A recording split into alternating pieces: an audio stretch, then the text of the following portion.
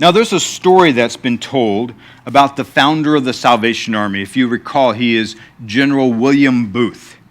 Late in his life, they were having an international conference. And of course, he being the founder of the Salvation Army, he was expected to come. But because he was ill and his health didn't allow him to travel, he sent a message, a cable at that time. Today we think of it as it'd be email or text or something else, but in that day it was cables. And he sent only one word to this meeting of Salvation Army ministers. And that one word was others. You may recall the popular comic strip, Peanuts. Remember Charlie Brown, Lucy? Lucy asked Charlie Brown, "Why are we here on earth?" And he replied, "To make others happy."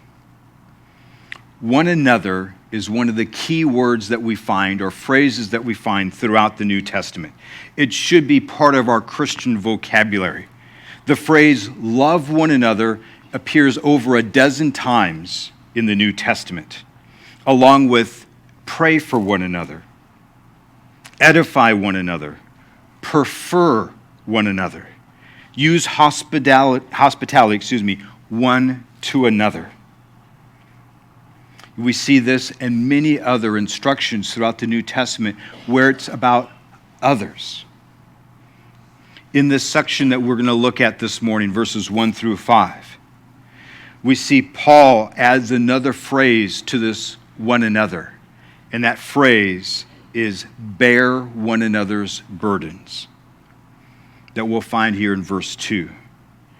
The Spirit-led, the Spirit-filled Christian needs to think of others and how to minister to them.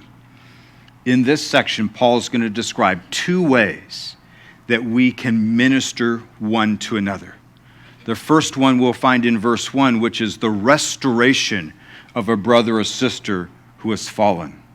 And then in verses 2 through 5, we find the idea of bearing with one another or supporting one another, which is the second ministry that you and I are called to. As we think about this idea of others, it's a practical application to what Paul's been telling us throughout the letter of Galatians, the letter to Galatians. And that is essentially, it is the manifestation of grace. Grace for salvation, grace for growing. Remember, we've looked at that. Unmerited favor is one phrase for grace. I like the idea of God's resources at Christ's expense. If we have experienced the love of Jesus Christ and we've experienced the grace of God in our lives, then we need to apply that grace not just to ourselves, but to others. And so here in this section, Paul has given us a practical application. He's told us that the evidence of the flesh in chapter 5 is murder, adultery, fornication, and so forth. And the fruit of the Spirit is love, joy, peace, patience, self-control. So he's given us the sort of the intellectual aspect of things. And now he's saying, apply this, allow this grace of God that you've experienced to be manifested in how we deal with one another. So let's look at verse 1, Galatians chapter 6, verse 1.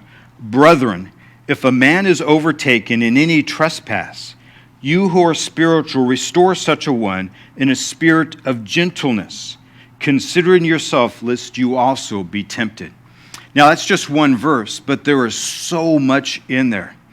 First of all, it's directed at brethren or sistren. In other words, this is for people in the household of faith. This is for those who are believers in Jesus Christ, that this is an instruction to those. It's an instruction to all of us,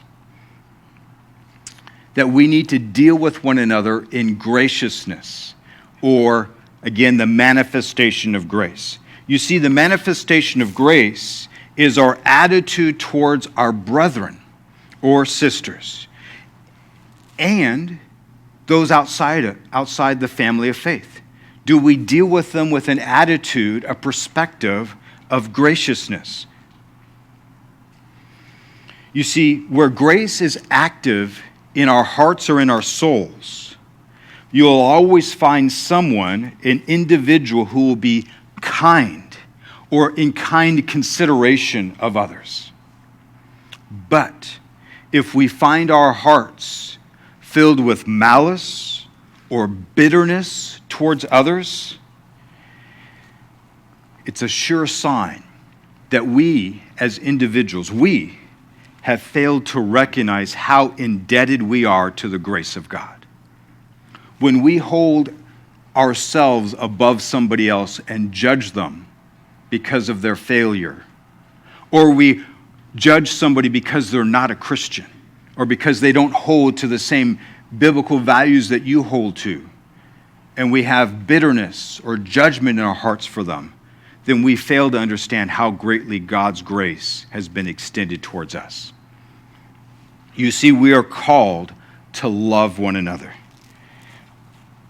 In the previous chapter, Galatians chapter 5, in verse 13, we're told this: "For you, brethren, have been called to liberty." This is the issue of law versus grace. We need a list of rules of do's and don'ts versus grace, living under this liberty.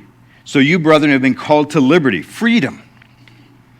"Only do not use your liberty as an opportunity for the flesh, but through love serve one another."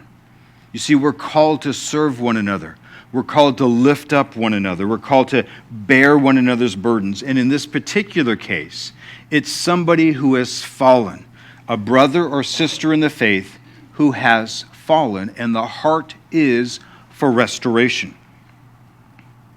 So what we see here is Paul dealing with what might be a hypothetical case of a Christian who is, as it says here, caught in sin.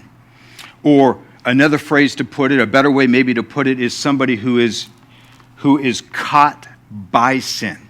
It's the idea of somebody who's running from sin, but sin is faster than you are. It's somebody who's overtaken by sin. It's somebody who has stumbled or caught up in a sin. It is different than the attitude of, I don't care what God says, I'm going to do my own thing anyways. No, this is a brother or sister who maybe struggles with a particular area, and they have stumbled or they become ensnared in it. And the idea is that we would reach out to restore them, to put them back or encourage them to be back in a right faith. So the idea of being overtaken by a trespass or a sin is the idea that when Paul was writing this letter to the city or the region, of Galatia, that there may be Christians who stumble and fall. I don't know about you, but have you ever stumbled and fell? And the idea of somebody reaching out to restore you, to encourage you back. So he seems to be taking the idea that somebody is overtaken or consumed by or been tripped up by a sin, that we who are not tripped up in that sin would seek to restore that person, that we would minister to them, that we would be a manifestation of the grace of God to them. Notice again, the wording here is not somebody who's determined or hard-hearted to continue in their sin, but instead it's the idea of somebody who's fallen into sin. It's the idea of somebody finding themselves trapped in the place of sin. They never thought they would go there, but now they've fallen or they have been tripped up in this. This is not, again, that deliberate or planned aspect of sin, but it's the idea of, I didn't mean to, I didn't want to, and all of a sudden I found myself in the midst of this. Now, he is not excusing personal responsibility for that sin. He's not saying, it doesn't matter. He's saying, no, let's seek to restore that person. Let's seek to bring them back into right fellowship with God. Now, a gentleman named Martin Luther, who we think of as sort of the founding or the beginning person of what we call the Protestant Reformation, made this comment about this section here. He said, if we carefully weigh the words of the apostle, we perceive that he does not speak of doctrinal faults or errors, but of much lesser faults by which a person is overtaken through the weakness of his flesh. This explains why the Apostle Paul chooses the softer term fault, and he speaks of him having been overtaken or seduced by the devil or by his very own flesh. You see, we can be easily seduced by our own flesh, can't we? We can certainly be seduced into believing, I will never do that, until we find ourselves trapped, overtaken by whatever that is. And then the heart is to restore. Now, this task of restoration is not to be taken by just somebody who's young in the faith or an immature Christian. It's a task to be taken by somebody who's spiritual, it says here. Or another translation uses the word godly. It's the idea of somebody who's mature in the faith. Now, please, when God looks at maturity, he doesn't look at how old you are. In other words, a 10-year-old child could be more mature spiritually than a 50-year-old man. It's not how long you've been a Christian. It's really about how much you've applied yourself to your Christian faith. Now, the marks of somebody who is mature or spiritual or godly is a person that walks by the fruit of the Spirit. In other words, you can see it in their lives. Again, the reason Galatians chapter 6 comes after chapter 5 is because there's points in chapter 5 that he's building off of. And that mature or that spiritual person has the fruit of the Spirit. And again, just to recap, the fruit of the Spirit is what? Love, joy, peace, long-suffering, kindness, goodness, faithfulness, gentleness, and self-control. If that marks you, if others can see in your life, there is a woman, there is a man who is gentle, who exercises self-control, who's filled with the love of the Lord. Notice the requirements are not, I went to seminary, or I have this counseling degree. Instead, it is somebody who's filled with the Spirit. That's the requirement.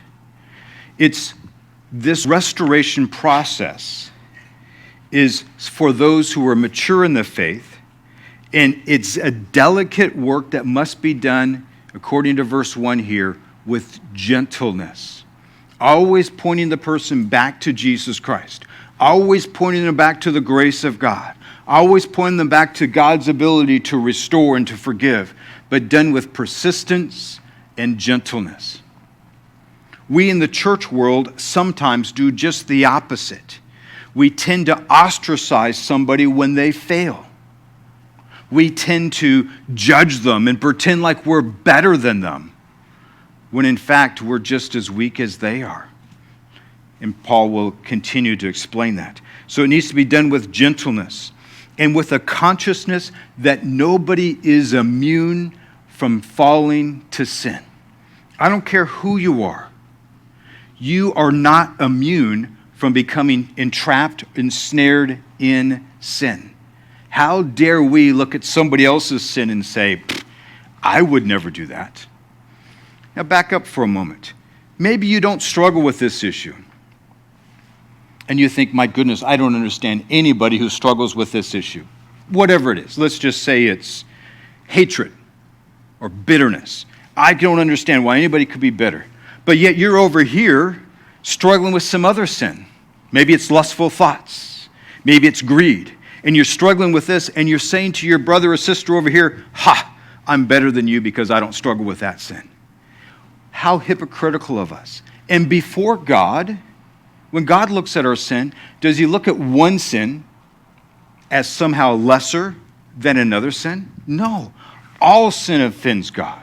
And so we cannot approach one another with an attitude of pride or haughtiness that says, well, at least I don't do this. Now, that's a work of the flesh. If you spend any time in the prison system, whether as a visitor or inside the cells, you understand that oftentimes, although I was caught for this, at least I'm not that. And there's a judgmental, even in there. They're both in prison. They're both suffering the consequences for their action. But there is a sense of, well, at least I'm better than so-and-so. That's not the way it's supposed to be in God's kingdom. That's the way of the world. That's not the way of God's kingdom. So we're to restore the one that's been overtaken. The overtaken one needs to be restored. The one that's fallen into sin needs to be restored. Not ignored. We're not to pretend like, oh, I'll just pretend like they didn't sin. I'll pretend like they don't exist anymore. Not to be excused. We're not to excuse their sinful behavior. Well, that's just her. She's just, she's Irish, so of course she's that way. No, that's not how we're supposed to interact with one another. We don't excuse somebody else's sin. We don't ignore it either. But instead, we're also, again, in the church world, sometimes we do this. We end up destroying one another because of pride or arrogance. We spread gossip about others, oftentimes false gossip. But even if it's true, when we speak things that put the other person down, we are gossiping. And that's not the heart of the spiritual, mature Christian to seek to restore somebody. The goal is always restoration. Now, sometimes somebody fails in a magnificent, in a bad way. I think of pastors who sometimes from large ministries have fallen. They've been entrapped in stealing money or sexual sins or other things. And their sins are quite obvious. And it's easy for us to say, well, I have to throw away all the tapes and all the books of so-and-so because they failed. Now, if their tapes and books aren't biblical, then yes, throw them away. But the individual's failing doesn't mean that those words that they said are invalid. If they were God-breathed, Spirit-inspired, they're valid. Many men have failed, and women have failed. But the heart is not for Christian gossip and to say, well, I can't believe so-and-so did such and such. Instead, it needs to be a heart of restoration. When you hear stories of that, would you begin to pray for that man or that woman? Maybe you have a family member or somebody that was close to you who struggled in some sort of sin and has got caught up in it. Instead of thinking of yourself better than them, would you pray for them and say, Lord, protect me, because I am just as weak and just as feeble and likely to fall into sin. You see, that's the heart of God. Now, this word restoration is a word that's instructive for us. It's a word that helps us. It means to put into order so as to restore to the former condition. In secular Greek, now remember the New Testament was written in Greek. In the secular Greek, which means outside the Bible, it was a term that was used, it was a word that was used in a medical setting. It's the idea to straighten a bone that's been broken so it would be restored, or a joint that got pulled out of joint, to pop that shoulder back into the joint for restoration. That's the idea. Okay? In the Greek language, the language, what we call the Koine Greek, which is what most of the New Testament was written in, it was applied, especially in Mark chapter 1, verse 19, the same word for restoration has been translated mending the nets. As a fisherman fishes and the fish are caught or the net is snagged on the rocks or whatever else, the net is torn, and the fisherman's job is to mend the nets, to restore the net. You see the idea of putting it back into a right relationship with God. The issue is not that person being restored to you. The issue is that person being restored to God. And that's what we're called to do as brothers and sisters in the Lord. You see, unfortunately, the job of restoration within the church community is often neglected because it's sometimes messy and it's sometimes heartbreaking. We tend to have a tendency to pretend the sin never happened, and that's not God's attitude at all. We tend to react too harshly towards somebody, to the one who has sinned, but we need that godly balance between graciousness or kindness, but then also allowing the Lord to deal with that sin issue in somebody's life. And it takes somebody who's spiritually mature to be involved in that sort of process. It should be the normal thing for us to say, how can I help this person get back in a right relationship with Jesus? It's too easy to respond to somebody else's sin with gossip or harsh judgment or even undiscerning approval. In the letter to the Corinthian church, Paul had to write them because there was sin in the church, and the church itself was endorsing it, saying, oh, isn't he such a wonderful person, when in fact he was sleeping with his stepmother. And the church was endorsing that. And Paul had to write them to correct that this is a man who had fallen into sin, and he needs to be corrected or restored back into a right relationship with the Lord. And again, the idea is that restoration needs to be done with gentleness. It's not to rip somebody apart. It's not to destroy the individual, but with gentleness, with a full understanding of our own personal weakness and our own personal corruption. Just because sister so-and-so fell into this sin doesn't mean that you won't fall into that very same sin or some other sin. We are all sinners saved by the grace of God. And we are just as likely to fall into sin as somebody else. It is only the grace of God, the power of God, that keeps us from sin. You see, we tend to be, as a culture, as individuals, we tend to be self-centered and self-focused, where God desires for us to be others-focused. What can I do to help you, brother, grow in your relationship with Christ? What can I do for you, sister, to encourage you in your relationship with Christ? That's the attitude that we are called to have. Gentleness, the reason you and I can be gentle towards somebody that's caught or ensnared in sin is because we understand our own weakness and our own proneness to sin. When we in pride or arrogance begin to think, I would never do such and such, then we forget the tremendous grace that God has extended towards us. Now, in the book of Galatians, Paul is constantly dealing with this issue of legalist. Legalist gives you a list of things. You have to wear certain clothes. You have to eat certain things or not eat certain things. You have to go to church on this day, not that day. And that legalist attitude promotes a judgmental attitude towards somebody who don't fit your criteria. Somebody that doesn't absolutely agree with your application of what kind of food you should eat, as an example. Legalism brings about wickedness, and it's weak because it doesn't have the ability to restore somebody. When you say to somebody, you have to eat these foods in order to be spiritually mature, but you accidentally ate something that wasn't on the list, well, you've already eaten it. There's no way for you to be restored unless grace enters in. God's resources at Christ's expense. That no matter what your sin is or no matter what your struggle is, God is able to restore you. By way of illustration, let me tell you a story that I read. This one happens to come from Charles Spurgeon. It says this: if there is only one waterfall on a river, only one waterfall in 1,000 miles, everybody hears about it.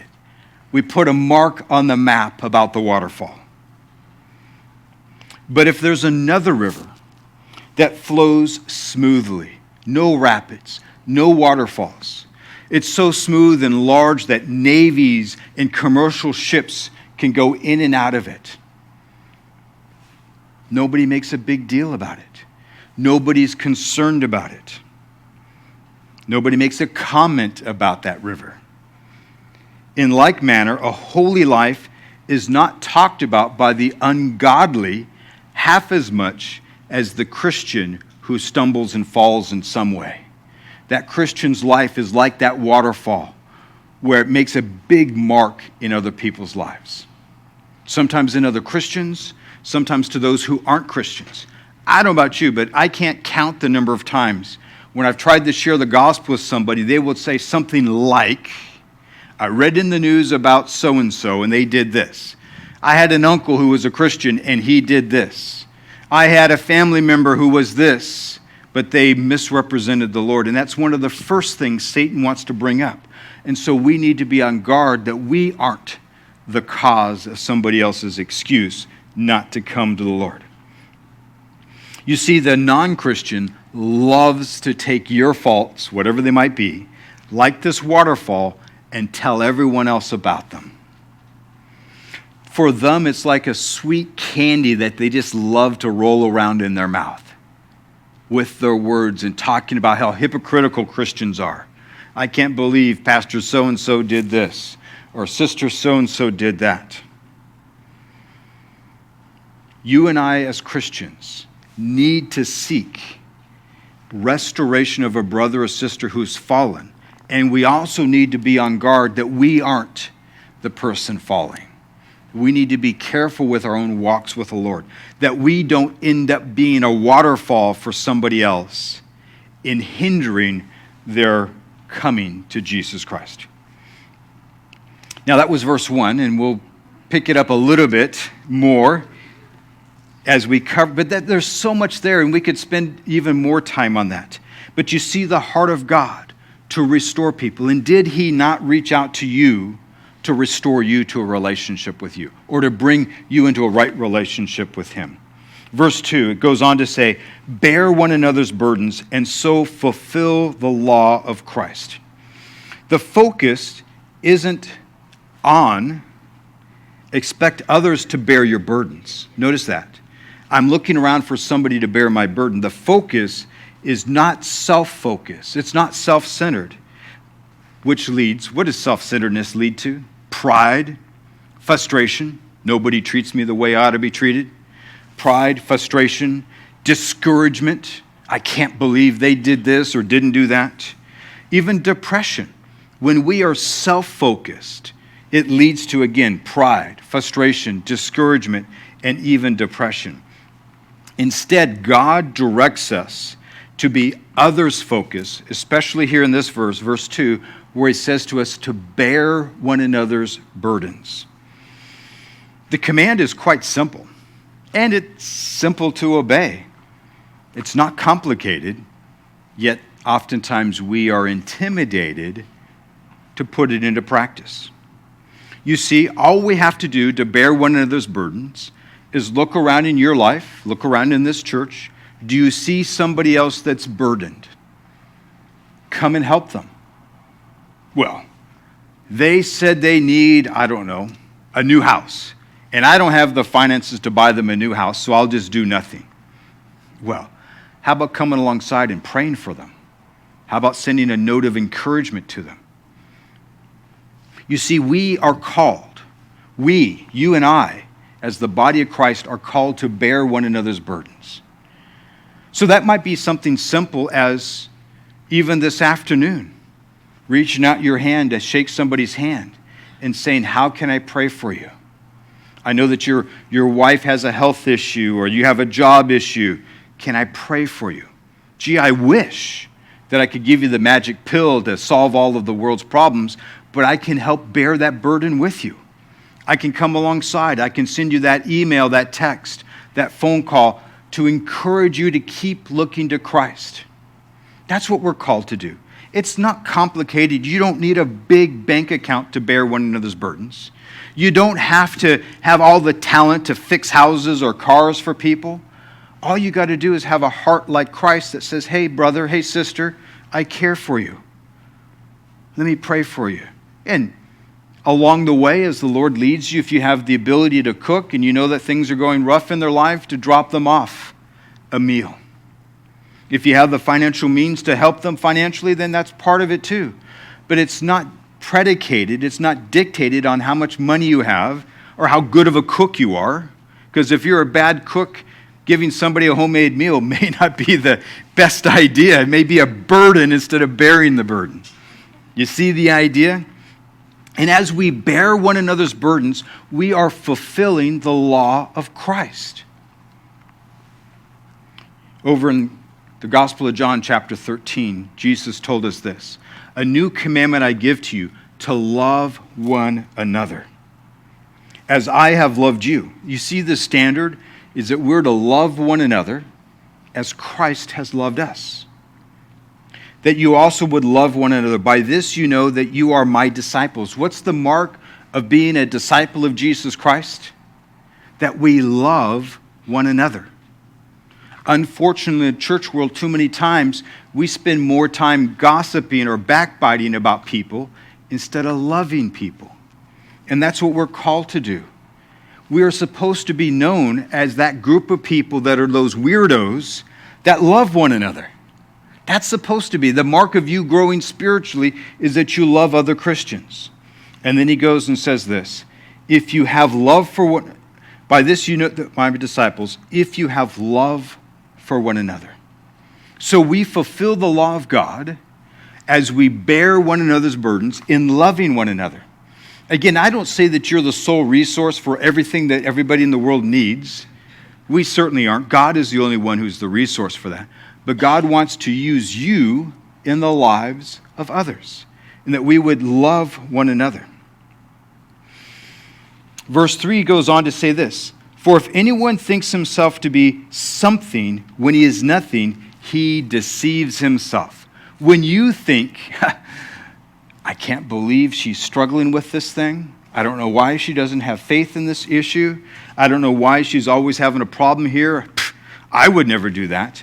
When we begin to do that, that's pride, self-sufficiency. We begin to think that we're better than others, and we're not. The New Living Translation puts verse 3 this way. If you think you're too important to help somebody, you're only fooling yourself. You are not that important. You see a need over there and you go, somebody else take care of that. I'm too important for that. You see a need around here. You see a need in somebody else's life. You're not so important that you can't turn around and help them. And that's the mark of a genuine person who's growing in their relationship with Jesus Christ, that nothing is below them. You might say, but I can't minister to children as an example. Oh, yes, you can. You're not too important not to be able to minister to children. You may not be as gifted as somebody else, but you can minister to children. Oh, I can't minister to this person because, well, they're this or that. No, we're all in the same boat together, that we are called to minister one to another. You see, pride is self-focused. Pride doesn't necessarily say, I'm better than you, another aspect of pride. But a pride would say, I'm too important to do that.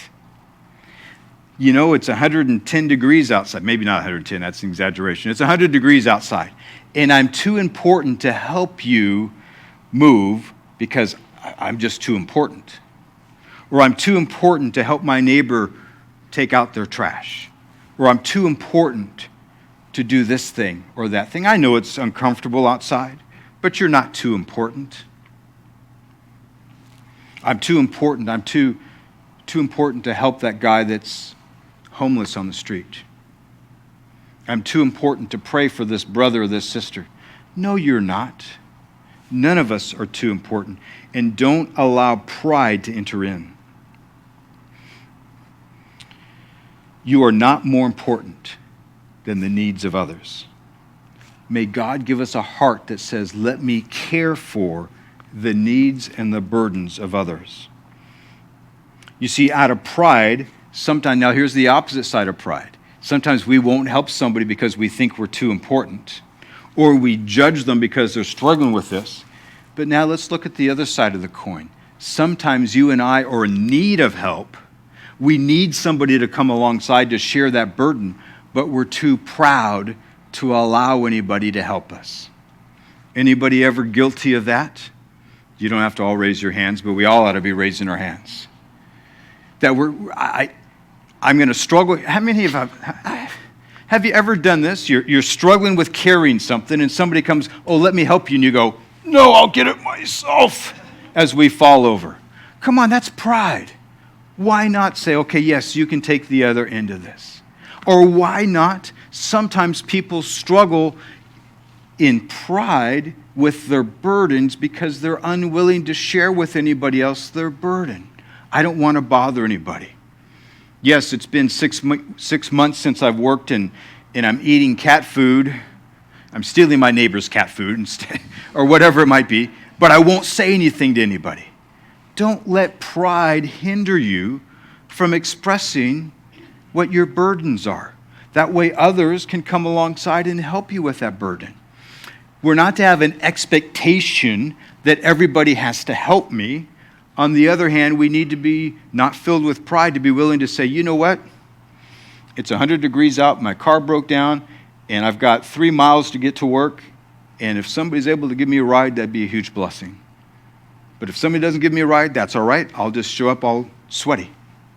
Or whatever it might be. You see, pride robs us. It robs us when we think that we can't help somebody. It robs us when we won't allow somebody to help us. I don't know about you, but if you ever get angry, especially with your spouse, and the spouse wants to seek reconciliation, and you in pride go, nope, I don't want to talk about it. I'm fine, as you storm out the house and slam the door. I'm sure nobody here ever does that. But humility would say, you know what? I really am ticked off at you. Would you pray for me? Because right now I'm so mad, I'm afraid I'm going to say something that is going to even take longer to restore. And seek that reconciliation, that restoration. The Apostle Paul in Philippians chapter 2 said something else. He said this, in lowliness of mind, let us esteem others better than ourselves. Let each one of you look not only for his own interest, but also for the interest of others. We in our world that we live in tend to walk around this world with blinders on, oblivious to the needs of others around us. You see, and this self-centeredness is not a new thing. Sometimes we like to blame our current culture about being self-centered. But remember the story I introduced us with? General William Booth with the Salvation Army, way before our modern technology. What was the one word that he sent to all of those who were Salvation Army ministers? Others. You see, it's not a new condition. It's a condition of our sinful souls that we tend to be self-centered. You see, here's the interesting thing about God's economy of way of doing things. If I esteem you better than me, and you esteem me better than you, guess what? We're esteeming each other, and a marvelous thing happens. We have a community where everyone is looked up to. Not because the person's a pastor, or they have this money, or they drive this car, but we esteem or look up to one another. And then we become a community of people that are looking for the best in others. We become a community where we get to share the burdens with one another. And then he goes on here in verse 4. But let each one examine his own work, when he will have rejoicing in himself alone, not in another. You will get to heaven not based on the works of somebody else. You will get to heaven not because somebody did this or that. It's because your own relationship with God. You see, we're called to bear one another's burdens, but we can't just wait for somebody else to help us or to assist us. We each will stand before God. Now, as we live our lives in a selfless way or a concern for others, God will judge us. God will reward us based on our attitudes. It's not so much your ability to do something as much as it is your attitude and your willingness to follow through. And each of us individually will stand before God. There won't be a collective. Well, I just went to the wrong church and that's why I struggle with this. Or Pastor Dwayne is such the bad pastor, this is why I struggle with this. We will all stand before God. Yet we're all called to look at our own lives. Am I reflecting Christ? Do I have the attitude of Christ? Is God working in my life? Examine yourself. Not in the sense of, can you earn your way to heaven? But in the sense, am I a disciple of Christ? Can others look at me and see Jesus in me? And every time you see an area of your life that doesn't match up with Jesus, would you take it to the Lord in prayer? Lord, refine me, change my heart. Give me an attitude, a willingness to help others. Sometimes we're just, again, blinded. We drive right past somebody or right through a situation, don't realize there's somebody there that we could have helped. And you can even ask the Lord, Lord, give me eyes to see the needs of others around me, and then the ability to meet that need. Again, I'm not talking only or simply financial ability to help somebody. How about just taking on a person or two to be an encourager to them, to send them a text or a phone call, to look out for them and encourage them? That's what we're all called to do. For each one shall bear his own load. All of us have a load. All of us have a burden that we must bear. All of us have difficulties in our lives, but we must bear those burdens before the Lord. It's your responsibility. Whatever the burden is that you have, it's your responsibility. You can't say, well, it's not fair because so-and-so didn't help me. You'll stand before the Lord. Although the Lord has us to bear one another's burdens. By way of illustration, here's another story I came across. There's a young family coming out of a grocery store, a mom and a dad with an infant and a precious little toddler. You know the type. They think they can do everything, but they can do practically nothing. And as they're walking out of the grocery store, the toddler was carrying a package of diapers. You know, one of those big diapers that the clerk tries to stuff it in the grocery bag, but it doesn't fit. This bag of diapers was as big as the toddler almost, and the toddler was carrying it.